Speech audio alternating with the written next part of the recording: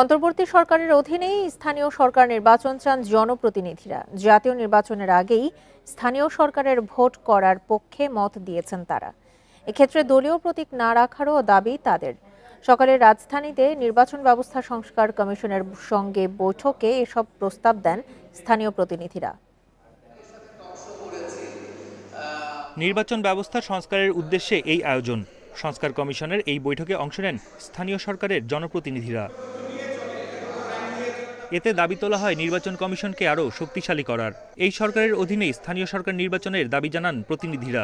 এতে দলীয় প্রতীক বাদ দেওয়ার পরামর্শও তাদের। পরিবেশ আসলেই আমরা বলেছি যে নির্বাচনটা স্থানীয় এবং জাতীয় নির্বাচন কিভাবে একসাথে করা যায় বা অল্প সময়ের মধ্যে করা যায় সেটি। স্থানীয় নির্বাচনটা যাতে দ্রুত দেয়, ঠিক আছে।